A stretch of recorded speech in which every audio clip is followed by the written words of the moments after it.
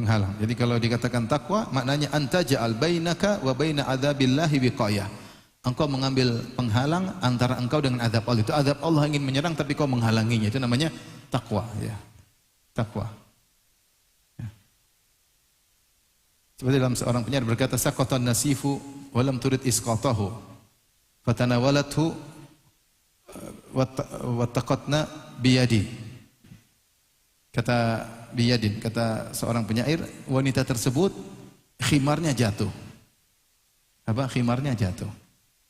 Maka dia pun fatanawalathu, maka dia ambil dengan tangan kanannya atau salah satu tangannya, wattaqatna bil yadi, kemudian dia tutup wajahnya, bertakwa dari kami dengan menutup wajahnya dengan apa? Kain. Maksudnya dia menutup matanya dengan kain agar tidak terlihat oleh kami. Jadi dia bertakwa dari kami, yaitu supaya kami tidak melihat apa? Wajahnya. Jadi takwa itu maksudnya penghalang. Secara bahasanya apa? Penghalang. Bagaimana cara kamu untuk menghalangi dirimu dari azab Allah? Itu namanya takwa. Bagaimana caranya? Beramal soleh dan meninggalkan apa? Kemaksiatan. Dan takwa secara spesifik adalah meninggalkan kemaksiatan. Itu takwa secara spesifik. Jika digabungkan antara takwa dan albir, maka takwa artinya meninggalkan maksiat. Allah berfirman di antaranya, wa ta'awanu 'alal birri wa taqwa. Saling tolong menolong kalian dalam melakukan kebajikan dan dalam ketakwaan, dalam meninggalkan kemaksiatan. Sebagaimana kita bekerja sama melakukan ketaatan, kita juga bekerja sama untuk meninggalkan apa? Maksiat, saling mengingatkan. Jadi takwa secara spesifik adalah meninggalkan maksiat. Ya. Kata seorang penyair, khallidz dzunuba saghiraha wa kabiraha dzakkat tuqa wasna' kamashin fawqa ardi syauqi yahdharu ma yara. La tahqirana saghiratan innal jibala minal hasa. Tinggalkanlah dosa-dosa besar maupun kecil, itulah takwa yang sesungguhnya. Bukan dosa besar saja, dosa kecil pun kau tinggalkan.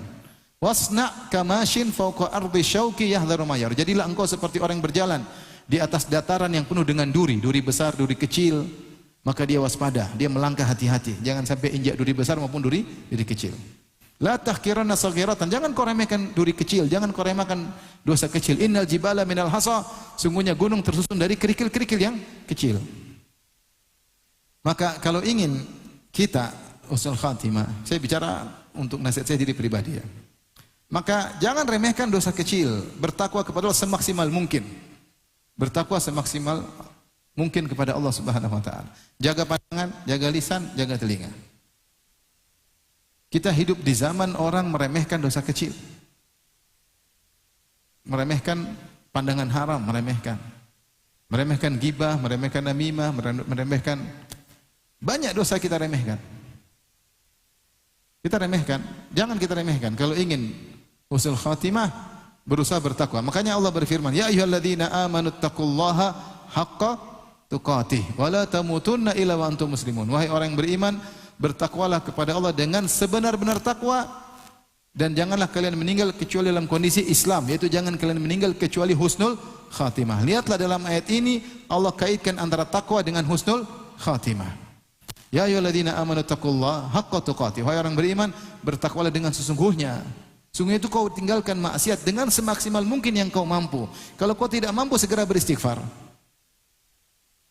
Haqqa tuqatih. Kemudian wala tamutunna illa wa antum muslimun. Dan janganlah kalian meninggal kecuali dalam kondisi Islam, itu dalam kondisi husnul khatimah.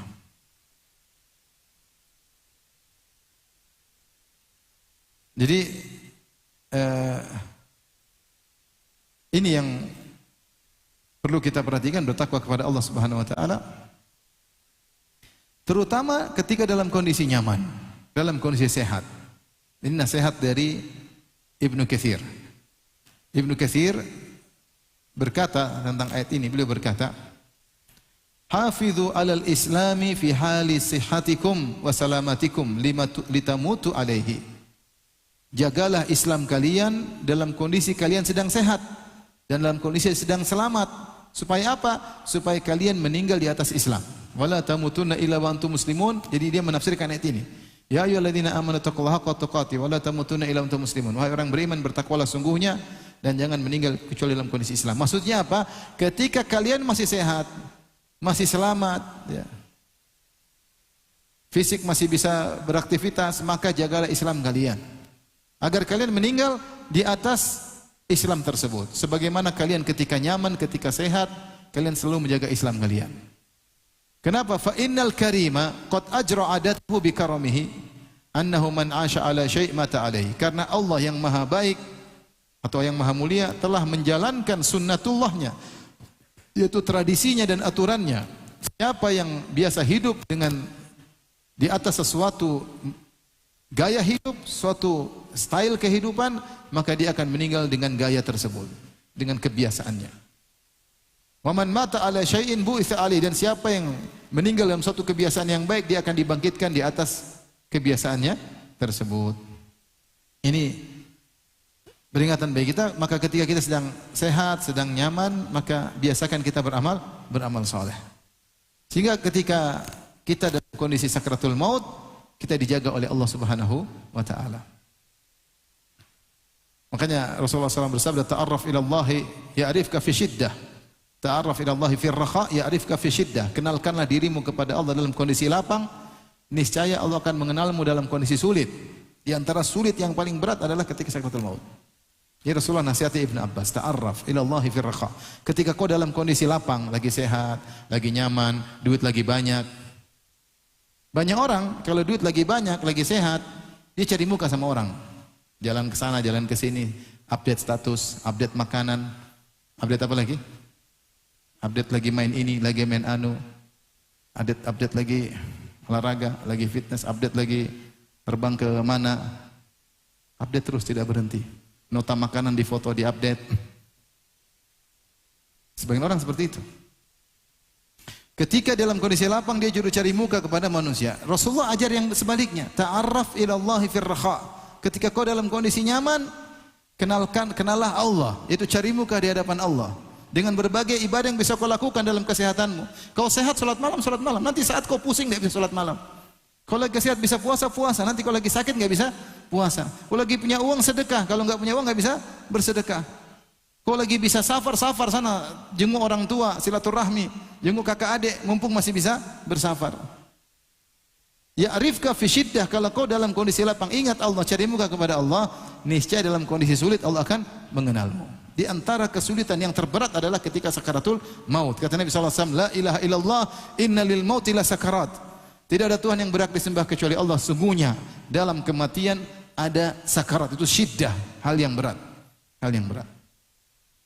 Maka di antara cara agar husnul khatimah, kata Ibnu Katsir, jagalah Islam kalian ketika dalam kondisi sehat. Bukannya kita nggak boleh jalan-jalan, boleh. Tapi ini kesempatan lagi sehat, lagi lapang, lagi nyaman. Pulang ke rumah, duit ada alhamdulillah. Badan sehat. Cek kolesterol lancar, 250 lancar. Aman. Masih ada yang 500, aman. Di rumah istri tidak ngomel-ngomel, berarti nyaman enggak? Nyaman. Sudah saatnya kita beraktivitas ibadah. Ini kalau kita sholat diomelin istri terganggu, ngomel lagi. Ini lagi nyaman, anak-anak lagi baik, lagi di pondok, lagi beramal soleh. Nanti dalam kondisi sulit Allah ingat kita. Dan di antara kondisi tersebut adalah sakaratul maut. Baik, berikutnya yang ketiga, agar seorang mudah meraih husnul khatimah, sering mengingat kematian. Kematian. Rasulullah SAW ketika ditanya, ayyul mu'minina aqyas, ya Rasulullah, orang mukmin mana yang paling cerdas? Aqyas itu kais maksudnya akal, yang paling berakal, yang paling cerdas. Siapa orang beriman yang paling cerdas menurut barometer Islam? Kata Nabi SAW, aktsaruhum lil mauti dzikran wa ahsanuhum lima ba'dal mauti isti'dadan. Orang yang paling cerdas, yang paling banyak mengingat kematian, dan yang paling baik persiapannya untuk kehidupan setelah kematian. Maka kita tidak ragu bahwasanya dalam kehidupan ini banyak sekali yang buat kita lupa dengan kematian. Dengan kesibukan duniawi, dengan berdagang ini, dengan tawar-menawar, membuat kita lalai. Tidak secara total, tapi membuat kita lupa ya. Dengan kesenangan, dengan ngobrolan sana sini, kita lupa bahwasanya ada kematian yang siap menjemput kita kapan saja.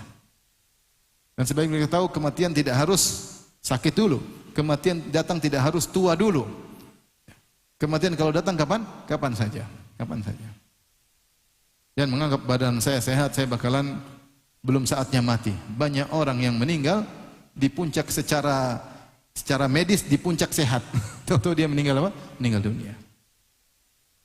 Makanya ketika saya sering sampaikan, ketika Nabi Adam alaihissalam meninggal dunia, datang malaikat maut. Kata Nabi Adam, pulang, saya belum waktunya mati. Waktu itu umur Adam 960 tahun. Kata Adam, umur saya 1000 tahun, pulang. Jadi bukan Nabi Adam sedang sekarat mati, enggak, datang malaikat, dia dalam kondisi sehat. Makanya malaikat maut diusir sama dia, belum saatnya. Kata malaikat maut, sudah saatnya wahai Adam. Kata Adam, umur saya 1000 tahun. Kata malaikat maut, kau sudah sedekahkan 40 tahun kepada Nabi Daud. Kata Adam, tidak pernah. Adam lupa ya. Jadi ketika Adam diciptakan, Allah perlihatkan anak keturunannya, ada Nabi Daud. Kata Adam, siapa ini? Kok menarik? Ini Daud, cucumu. Berapa umurnya? Kata Allah, umurnya 60 tahun. Kata Adam, sudah kasih 40 tahun saya buat dia. Jadi 1000 kurang 40 jadi berapa?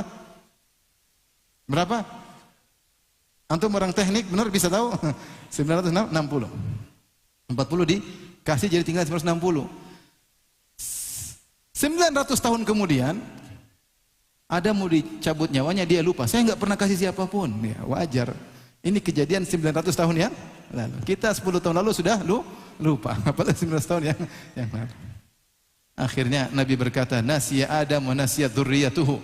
Adam alaihissalam lupa dan keturunannya juga apa? Lupa.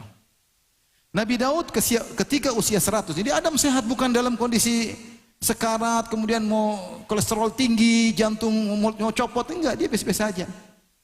Nabi Daud alaihissalam ketika akan meninggal dunia juga dalam kondisi sehat.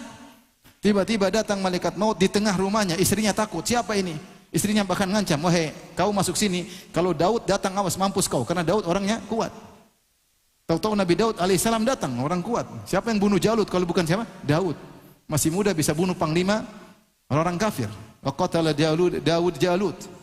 Daud membunuh Jalut. Adapun riwayat bahwasanya Daud melempar ketapel, riwayatnya lemah, Israiliyah. Kemungkinan mereka berduel. Berduel, dia masih muda, dia bisa mengalahkan panglima besar. Bagaimana kuatnya Nabi Daud. Makanya istri yang ngancam, siapa kau? Hati-hati kalau Daud datang. Ternyata Nabi Daud alaihissalam datang. Nabi Daud bertanya, man anta, siapa engkau? Kata malaikat maut, ana alladzi la ahabul muluk. Aku adalah yang tidak pernah takut kepada raja manapun. Wala yamtani'u minnil hujjabu, dan tidak ada bodyguard yang bisa menghalangiku. Kata Nabi Daud, kalau gitu anta malakul maut. Kalau gitu kau malaikat apa? Malaikat maut. Silakan cabut nyawaku. Selesai. Apakah Nabi Daud ketika mencabut nyawa kolesterol tinggi? Enggak ada. Periksa gagal ginjal, enggak ada. Lagi sehat-sehatnya, lagi kuat-kuatnya, cabut nyawanya. Dan itu mungkin menimpa sebagian orang di zaman kita ini. Lagi sehat-sehat, lagi lari, lagi tahu-tahu meninggal. Kalau meninggal katanya kena serangan jantung. Kenapa jantungnya berhenti? Ya kalau udah mati jantungnya pasti apa? Berhenti. Dicabut nyawa, selesai. Tanpa ada sakit sebelumnya. Ada sakit sebelumnya? Enggak ada. Oleh karenanya, ya. Karena kita tidak tahu kapan kita ini mau meninggal. Seandainya kita tahu, kita bisa persiapkan. Kita enggak tahu. Oleh karenanya ketika tidak tahu kapan kita meninggal, kita harus sering ingat-ingat agar kita bagus persiapan. Siapa yang sering ingat kematian, dia pasti persiapannya lebih banyak. Yang cuek, dia merasa dirinya umur panjang, dia tidak akan persiapan. Orang kalau sudah hatinya mati, meskipun ibunya meninggal, kakaknya meninggal, adiknya meninggal, tetangganya meninggal, teman dekatnya meninggal, dia cuek aja, hati udah mati. Dia merasa dia akan hidup apa? Hidup lama. Ingat, kematian datang tidak harus sakit dan tidak harus tua. Ya, tidak harus sakit, tidak harus tua. Makanya para ulama mengatakan, siapa yang selalu ingat kematian akan diberi anugerah dengan 3 anugerah. Yang pertama adalah semangat dalam beramal soleh. Yang kedua, segera bertobat. Yang ketiga, qanaah. Ini ciri orang yang persiapan untuk kematian. Selalu beramal soleh, selalu bertobat kepada Allah, yaitu tidak menunda-nunda amal soleh. Bertobat kepada Allah dan qanaah. Dan siapa yang lupa dengan kematian, dia akan diberi 3 hal yang buruk. Pertama, taswif, nunda-nunda amal soleh, nanti aja, besok saja, bulan depan saja. Nanti. Karena dia merasa umurnya masih panjang. Dia tidak ingat kematian. Yang kedua, ya dia menunda taubat. Kalau maksiat nanti aja taubatnya, nanti aja. Karena dia merasa dia bakalan apa? Masih hidup. Ini ciri-ciri orang tidak ingat kematian. Yang ketiga, tidak qanaah. Selalu ingin dunia lebih banyak, dunia lebih banyak. Tidak qanaah dengan yang dia ada. Allah sudah kasih kebutuhan, kecukupan, masih pingin lagi. Beda kalau kamu punya kebutuhan, beda. Saya harus, misalnya harus beli ini lagi. Kenapa? Beli kendaraan lagi buat anak saya mau kuliah, butuh kendaraan. Tidak apa-apa, kita cari untuk kepentingan anak-anak. Tapi ini sudah ada, nambah lagi di luar daripada kebutuhan. Nah, ini contoh tidak ingat kematian. Di luar dari kebutuhan. Kalau butuh nggak ada masalah. Kita ditanya, dihisap oleh Allah bisa jawab. Saya memang ada perlu. Tapi kalau kita nggak perlu, kita beli, itu namanya kamu siap nekat untuk dihisap.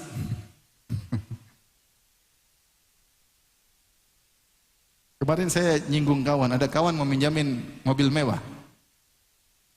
Saya singgung dia, saya bilang, saya nggak berani pinjam. Saya pinjam aja takut dihisap. Apalagi yang punya. Maksudnya dia pinjamin ke saya supaya meringankan hisapnya. Saya bilang, saya pinjam aja takut dihisap. Apalagi yang punya. Jadi menurut saya, kalau sering kematian kita hidup ini pasti ada target. Saya ada target. Saya harus umrah, saya harus haji, saya harus belajar ini. Saya harus meninggalkan maksiat, saya harus keluar dari riba misalnya. Ada target. Karena kita nggak tahu kapan kita akan meninggal dunia. Kita nih betapa banyak ulama yang meninggal sebelum proyek akhirat mereka selesai. Banyak ulama nulis buku belum selesai mereka meninggal, banyak. Belum selesai mereka meninggal. Bahkan seperti misalnya, sebenarnya Nawawi nulis buku tidak selesai. Al-Majmu' Syarh Muhadzab tidak selesai, meninggal dunia. Contoh seperti Al-Hakim ketika menulis Al-Mustadrak, ulama mengatakan banyak hadis-hadis yang belum dia koreksi lagi, keburu meninggal. Jadi dia tulis tulisan kasaran, melalui dia periksa sedikit demi sedikit, diperbaiki. Sebelum selesai meriksa dia meninggal dunia. Makanya dalam bukunya masih banyak hadis-hadis dhaif, bahkan hadis palsu dalam kitab Al-Mustadrak. Sedikit, tapi ada hadis-hadis dhaif banyak. Dia belum sempat periksa kembali, keburu meninggal dunia. Sebaliknya banyak orang yang proyek dunia belum selesai, sudah meninggal dunia.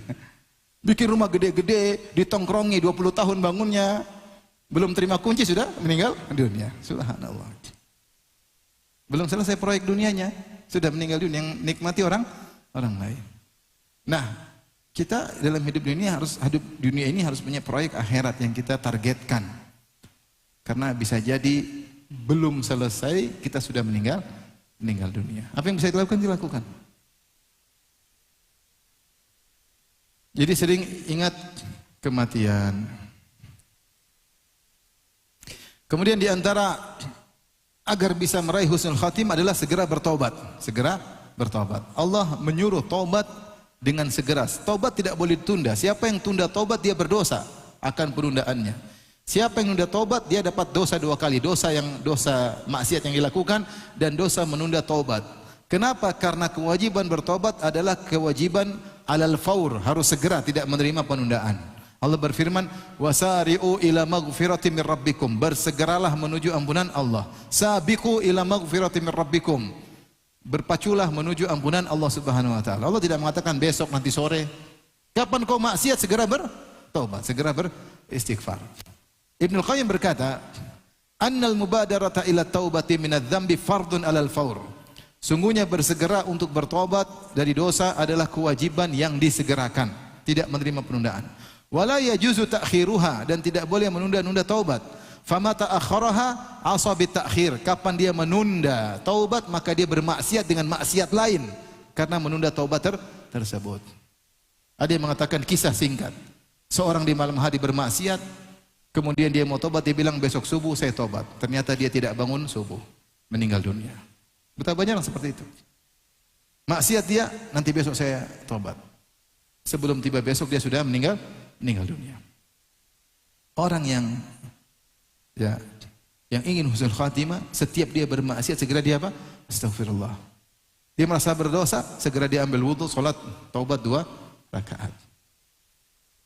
Selama dia bertobat, setan menyesal. Setan sudah jatuhkan dia dalam dosa yang banyak, tahu-tahu dia bertobat. Habis semua usaha setan. Aduh, sudah maksiat banyak-banyak, taubat lagi. Capek setan, tapi setan nggak pernah capek ya.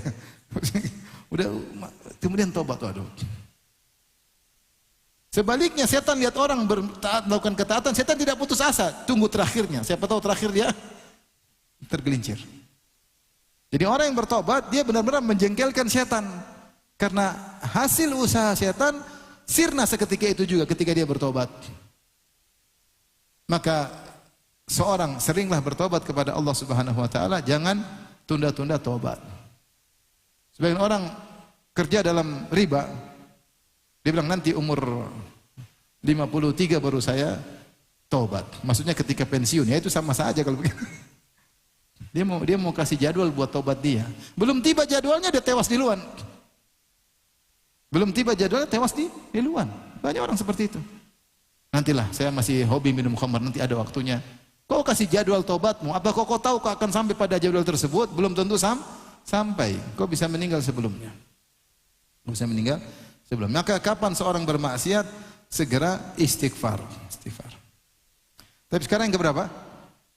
Yang kelima. Yang kelima, agar bisa husnul khatimah, memperbanyak amal sir, amal rahasia. Karena di antara sebab su'ul khatimah adalah maksiat yang sembunyi-sembunyi, maksiat rahasia. Kata Nabi SAW, "Man istata'a minkum an yakuna lahu khabi'un min amalin salih falyaf'al." Siapa di antara kalian yang mampu punya amal saleh yang tersembunyi, maka lakukanlah. Banyak amal soleh yang bisa kita sembunyikan, banyak. Sedekah kita bisa kita sembunyikan, silaturahmi kita bisa kita sembunyikan, bakti sama orang tua bisa kita sembunyikan, sholat malam kita bisa kita sembunyikan, puasa sunnah bisa kita sembunyikan, banyak. Kalau kita sudah sembunyikan, kita komitmen untuk sembunyikan. Tetapi setan selalu menggoda kita untuk apa? Bercerita. Kalau perlu satu dunia tahu, makanya kita update, kita live umrah. Hai guys, gua depan Ka'bah sekarang. Live.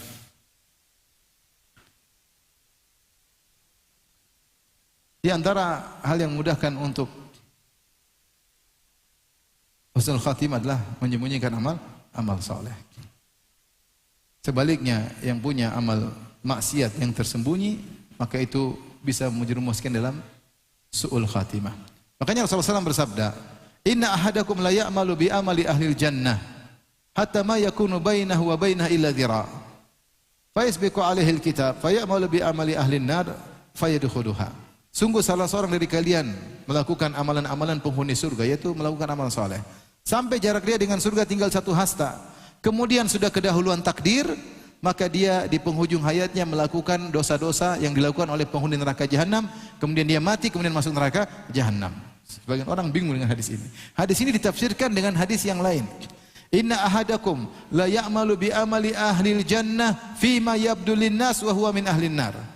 Kata Nabi SAW, sungguh salah seorang dari kalian melakukan amalan-amalan penghuni surga menurut yang dilihat oleh manusia. Sungguhnya dia penghuni neraka jahanam. Maksudnya ada amalan dia yang tidak diketahui oleh manusia.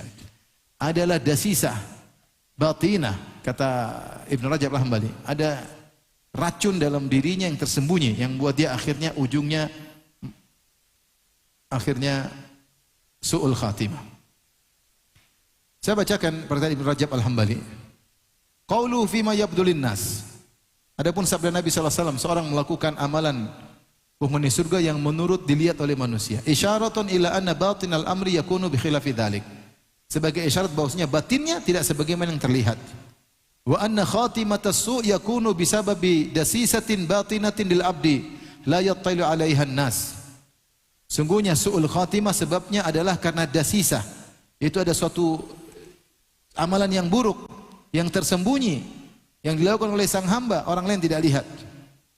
Imma min jihati amalin sayyi'in wa nahwi dzalik. Mungkin ada amalnya buruk atau yang semisalnya.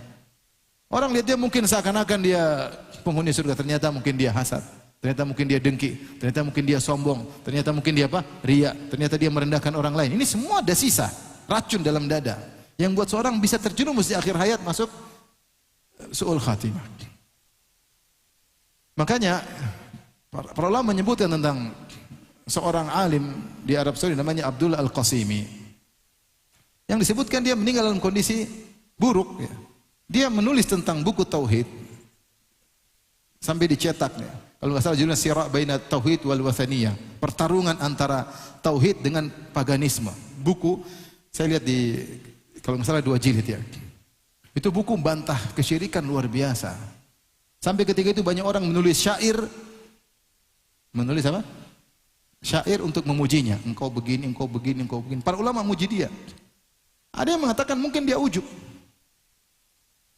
Karena dia menulis suatu buku yang tidak pernah ditulis oleh ulama-ulama di zamannya. Sampai orang aku karena dia benar-benar bantah kesyirikan, bantah ya. Subhanallah. Terakhir dia safar kemana, mulai dia merubah penampilannya, akhirnya dia tulis buku, terakhir judulnya Hadihi Hiyal Aglal. Sungguhnya syariat itu hanyalah belenggu. Syariat itu hanyalah apa? Belenggu. Yang dengan buku ini sebenarnya orang mengatakan dia telah kafir. Kenapa? Dia menganggap syariat sebagai apa? Belenggu. Yang tadinya luar biasa. Sama seperti Bal'am bin Ba'ur yang tadi disebutkan. Ulama dari Bani Israel, bahkan mujabud dakwah, bahkan doanya dikabulkan. Ya, tetapi terakhir karena dia cenderung kepada dunia, fa akhlada ilal ard, ya. Walau syi'na rafa'nahu biha walakinnahu akhlada ilal ard. Kalau kami berkehendak kami akan angkat dia dengan ilmu Tauratnya, dengan ayat-ayat kami, walakinnahu akhlada ilal ard. Tapi dia condong kepada dunia. Wattaba hawahu, dan ikut hawa nafsunya. Maka kemudian dia su'ul khatimah. Makanya agar kita bisa dapat husnul khatimah, berusaha kita punya amal soleh yang tersembunyi. Meskipun syaitan datang menggelitiki, jangan kita cerita. Yang kita cerita. Berusaha. Semakin kita menyembunyikan, maka pahalanya semakin besar. Semakin besar. Saya sering sampaikan cerita ini apa? Ibnul Jauzi dalam kitabnya Talbis Iblis menyebutkan bagaimana orang yang riya. Ketika diundang makan, misalnya hari Senin, dia sedang puasa. Harusnya dia bilang, mohon maaf, saya sedang puasa. Oke, biasa. Makan, aduh, mohon maaf saya sedang puasa. Ini jawaban normatif. Tapi jawabnya nggak gitu. Dia bilang, hari apa ini ayo? Hari apa ini? Hari Senin. Kalau hari Senin gimana? Oh iya lupa. Jadi dia ingin mengesankan kebiasaan saya adalah setiap Senin Kemis selalu berpuasa. Ini parah seperti ini. Parah. Kata Ibnu Jauzi ini contoh orang. Seharusnya dijawab sederhana aja. Maaf saya lagi puasa. Apa puasa apa? Puasa Syawal tahu. Puasa qadha. Aja saya lagi puasa ya. Tetapi dia ingin mengesankan inilah kebiasaan dia, maka dia ingin menunjukkan dengan cara dia. Ketika ditanya makan, kata dia, hari apa ini? Hari apa ya? Oh iya hari Senin. Nah kalau hari Senin apa? Oh iya. Jadi orang yang mendengar terkesan dia selalu. Ini berarti dia menunjukkan amal soleh yang dia sembunyikan. Kalau dia berkata saya sedang puasa, belum tentu orang tahu dia tiap hari apa? Puasa. Tapi kalau dia bilang ini hari apa? Berarti dia selalu berpuasa. Itu namanya menunjukkan amal soleh. Antum hati-hati.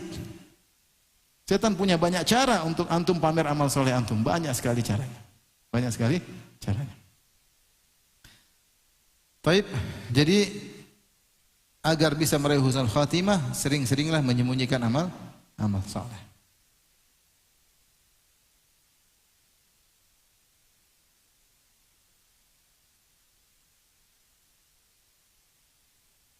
Kemudian yang berikutnya, yang keberapa? 6. Agar tidak su'ul khatimah, berusaha semaksimal mungkin tidak menzalimi orang lain. Berusaha semaksimal mungkin tidak menzalimi orang lain. Hati-hati. Kita zalimi orang lain, dia berdoa, ya Allah sesatkanlah dia, ya Allah binasakanlah dia. Kemudian Allah kabulkan, maka orang itu tergiring sampai kemudian rusak di akhir hayatnya. Jangan pernah meremehkan apa? Kezaliman. Nabi bersabda, wattaqi da'watal mazlum fa innahu laisa bainahu wa bainallahi hijab. Wattaqi da'watal mazlum fa innahu laisa bainahu wa bainallahi hijab. Takutlah kalian kepada doa orang yang zalimi. Sungguhnya tidak ada penghalang antara doa tersebut dengan Allah Subhanahu wa taala. Rasulullah SAW bersabda, "Ma min dzambin ajdaru an yu'ajjilallahu ta'ala li sahibil uqubati fid dunya ma ma yadakhilu lahu fil akhirah mithlul baghi wa qati'atir rahim." Tidak ada dosa yang paling layak untuk Allah segerakan hukumannya di dunia beserta dengan hukuman yang Allah sisakan di akhirat, seperti dosa al-baghyu, itu menzalimi orang lain, wa qati'atir rahim, dan berbuat memutuskan silaturahmi. Maka seorang jangan sampai dia berbuat zalim kepada orang. Kalau dia berbuat zalim kepada orang lain, maka segera dia minta maaf sebisa mungkin. Segera dia minta maaf sebisa mungkin. Saya sering cerita juga kisah ini. Saya kenal seseorang, kejadian sekitar tahun 2000 kalau nggak salah. Jadi ribut. Kemudian ada ribut di pengajian ya. Ada ingin membubarkan pengajian. Kemudian teman saya diginikan sama orang itu. Mau dipukul. Tapi teman saya dia tidak lawan. Setahu saya dia juga jago karate, tapi dia tidak lawan. Mau dipukul. Dipukul, akhirnya tidak jadi. Subhanallah. 20 tahun kemudian, kalau nggak salah, setelah Covid atau menjelang Covid, saya agak lupa. Ini orang yang pernah ginikan kawan saya. Dia menyesal. Dia cari kawan saya tersebut. Dia cari setelah 20 tahun. Dia cari, kemudian minta maaf. Dia masih ingat. Antum kira antum zalimi orang, antum lupakan gitu saja? Teman saya pun tidak lupa. Iya, kau dulu yang begini. 20 tahun dia masih ingat. Kadang kita zalimi orang, kita lupa. Orang yang dizalimi tidak lupa. Maka dia pun minta maaf. Setelah itu dia meninggal dunia. Alhamdulillah Allah berikan dia taufik untuk minta maaf dari kezaliman yang dia lakukan. Hati-hati kalau orang marah kemudian dia doakan keburukan, kita bisa terkena keburukan. Ada juga seorang, saya diceritain oleh istri saya. Ini kisah, jadi ada seorang, taruhlah dia seorang penuntut ilmu atau seorang pendakwah. Dia nikah poligami. Bukan saya, bukan. Istri saya cerita sama saya. Setelah itu istri keduanya dizalimi. Mungkin kurang didatangi, saya kurang tahu lah. Saya tidak tanya jelas tapi akhirnya istrinya bilang sama istri saya berdoa kepada Allah agar orang ini tidak diterima dimanapun dia berada. Subhanallah. Sini dimusuhin, ke sana diusir, ke sana di ini, ke sana. Ngeri. Maka jangan berbuat zalim. Bahkan kepada orang terdekatmu jangan kau zalimi. Justru orang terdekat, orang yang paling utama untuk kita baikin, bukan kita zalimi. Kalau orang yang dizalimi tadi ngangkat tangan mendoakan keburukan pada kita, kita bisa mendapatkan su'ul khatimah. Waliyadzubillah. Baik. Yang terakhir yang mungkin bisa sampaikan bersama ini agar mudah untuk meraih husnul khatimah adalah mudah berbuat baik kepada orang lain. Dalam hidup ini kita berusaha mencari pahala dari sisi manapun yang mungkin kita lakukan. Dari sisi, saya ingatkan, kadang kita fokus pahala ke masjid, kadang kita fokus pahala untuk nyumbang masjid, kadang kita fokus pahala untuk baca Quran. Sungguhnya kita cari pahala dari sisi manapun yang bisa kita lakukan. Ketemu istri, bagaimana saya bisa dapat pahala dengan bermuamalah dengan istri? Pikir. Bermuamalah dengan anak, bagaimana saya bisa dapat pahala dengan bermuamalah dengan apa? Anak. Saya baikin, saya dengar curhatannya, saya berusaha menasehatinya, saya tidak cuek asal-asalan berbicara dengan dia karena saya ingin cari pahala dengan ngobrol dengan anak saya. Saya sisihkan waktu, saya ngobrol misalnya. Bagaimana saya bisa dapat pahala berinteraksi dengan pembantu? Pembantu bagaimana? Tidak saya rendahkan, saya tidak mentang-mentangin dia, saya tidak pembantu ada batasnya, tidak boleh berlebihan. Bagaimana saya cari pahala dengan kawan, teman ngobrol? Jadi bagaimana saya cari pahala di tetangga saya? Ini tetangga saya, ini kesempatan saya dapat pahala. Karena Rasulullah berwasiat untuk berbuat baik sama tetangga. Ya, dia bikin kue, kirim kue sama tetangga. Dan macam-macam. Jadi jangan batasi kebaikan pada cuma ke masjid, cuma baca Quran, cuma sedekah buat bangun masjid, siapapun di sekitar kita. Kalau kita bisa ambil pahala dari orang ini, lakukanlah. Ketemu orang di jalan, orang tanya, jalan mana? Oh ya Pak, ini cari pahala, niatkan. Sebelah situ. Saya punya kawan cerita, bapak dia punya kelebihan. Kalau ada orang tanya tentang rumah seseorang, Pak, tahu nggak rumah seseorang? Sini, saya anterin. Dianterin. Setiap orang tanya, dia anterin. Dia tidak tanggung-tanggung kalau ingin menunjukkan rumah seseorang.